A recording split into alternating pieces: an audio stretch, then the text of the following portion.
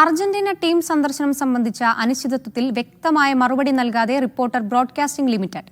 സന്ദർശന തീയതി അറിയിക്കാത്തതിനാൽ പണം അടച്ചിട്ടില്ലെന്ന് ആദ്യം പറഞ്ഞ റിപ്പോർട്ടർ MD പണം അടച്ചെന്നും എത്രയെന്ന് പറയാനാവില്ലെന്നും പിന്നീട് തിരുത്തി. തീയതി വ്യക്തമാകാതെ എതിർ ടീം സ്റ്റേഡിയം ഉൾപ്പെടെ മറ്റ് സൗകര്യങ്ങൾ ഉറപ്പാക്കാനാകില്ലെന്നും റിപ്പോർട്ടർ MD ആൻഡ്രൂ അഗസ്റ്റിൻ മാധ്യമങ്ങളോട് പറഞ്ഞു. അർജന്റീന ടീമിന്റെ കേരള സന്ദർശനത്തിന്റെ സ്പോൺസർമാരായ റിപ്പോർട്ടർ ബ്രോഡ്കാസ്റ്റിംഗ് ലിമിറ്റഡ് പണമടയ്ക്കാത്തതുകൊണ്ടാണ് സന്ദർശനം അനിശ്ചിതത്തിലായതെന്നായിരുന്നു റിപ്പോർട്ടുകൾ. വിഷയത്തിൽ വ്യക്തത വരുത്താൻ വിളിച്ച വാർത്താ സമ്മേളനത്തിൽ reporter TV MD Andrew Augustine പറഞ്ഞത് അവ്യക്തത വർദ്ധിപ്പിച്ചു. സന്ദർശന തീയതി ഉറപ്പാകാത്തതിനാൽ പണമടച്ചില്ലെന്നായിരുന്നു ആൻഡ്രോയുടെ ആദ്യ വാദം. മാധ്യമപ്രവർത്തകർ ചോദ്യം ആവർത്തിച്ചതോടെ അടച്ച പണം എത്രയെന്ന് പറയാനാവില്ലെന്നായി. ഞാൻ അടച്ചത് എത്രയാണെന്ന് പറയുന്നില്ല.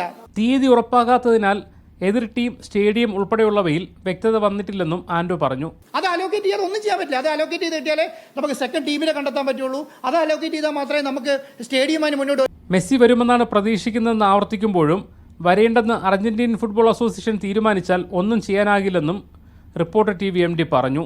അർജന്റീന ടീം വേണ്ട തീരുമാനിച്ചാൽ പിന്നെ ഞങ്ങൾക്ക് ഒന്നും ചെയ്യാനില്ല. മെസ്സിയുടെ സന്ദർശനത്തിന്റെ സ്പോൺസർഷിപ്പ് ഏറ്റെടുത്തത് സംബന്ധിച്ചും പരസ്പര വിരുദ്ധമായ കാര്യങ്ങളാണ് പറയുന്നത്. വലിയ രീതിയിൽ എമൗണ്ട് വരുന്ന കാര്യമാണ്. ഈ വരുന്ന എമൗണ്ട് തിരിച്ചു വരണ്ടേ? ഞാനിത് എന്തിനാ ഇരിക്കുന്നത്?